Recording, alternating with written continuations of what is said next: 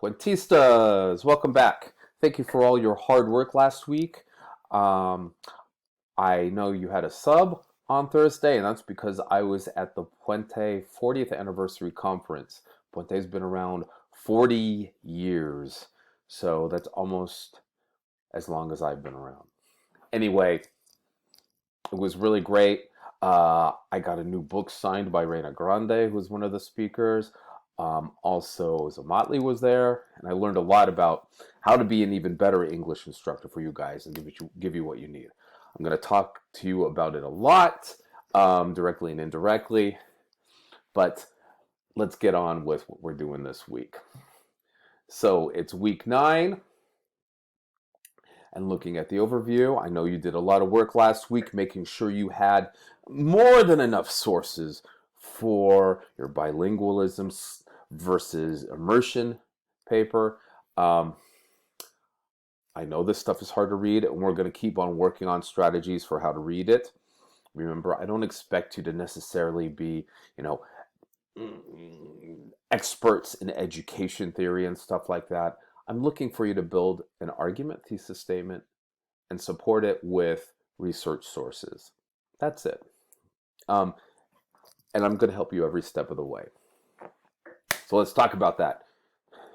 So this week we're going to be looking at Coatlicue and a really important poem by Pat Mora, and the relationship of her to femininity and motherhood and womanhood in Latinx culture.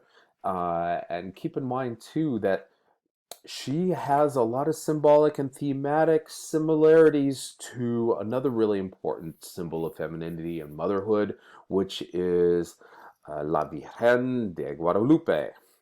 We'll talk a little bit more about that later, too. We're also going to keep working on building that works-cited page. Remember, it's important for us to kind of get a rough cut of it right now, because if we wait until the end of the semester, or to the end of this particular essay, sometimes we're so gassed out that we don't leave any time for it. So we're going to try to get a little bit of structure into it early on.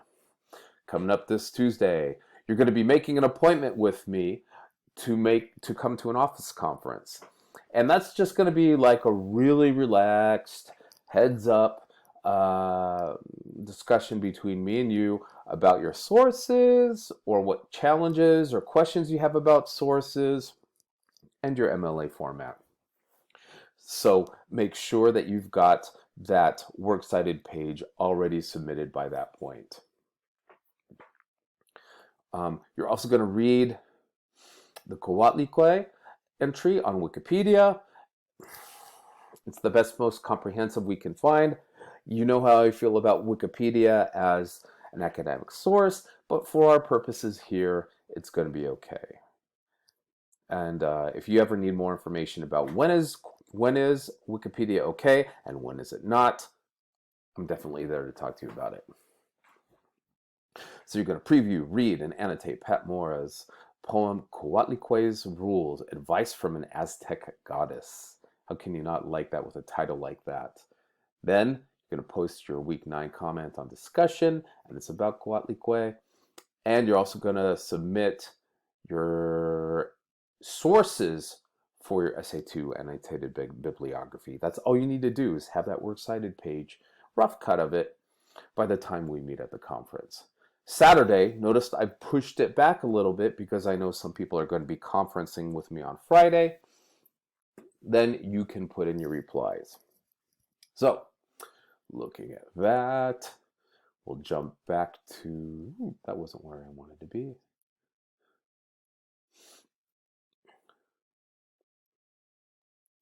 Maybe it'll jump me down.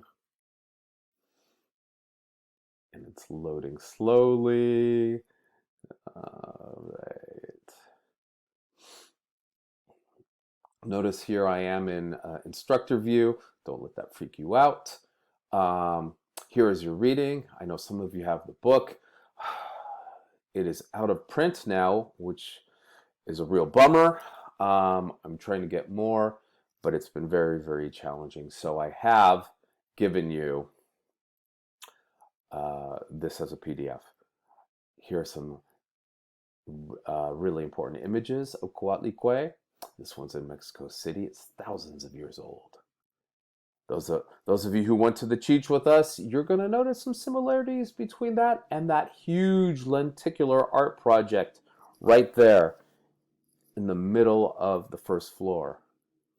And here's a more contemporary image of Coatlicue too. There are lots all over the internet. All right. And so here is the actual poem. You don't need to read this, right? I forgot to X this part out, but here it is, and that's where it starts. Coming up to office conference schedule. It is first come, first served. I will be on campus for these because I think that face-to-face is important. If your schedule definitely does not permit that, I want you to know we can still Zoom, but it's really important for us to have that kind of like connection where we kind of talk about where we are and where we're going in the course. Remember, we're about halfway through. So we've done a lot of work. We still have some work to go. So notice I've given slots between 10 and 11, 11 and 12, 12 and 1, etc., all the way to 3. That's more than enough slots for everybody. The conferences are going to be between 10 and 15 minutes long.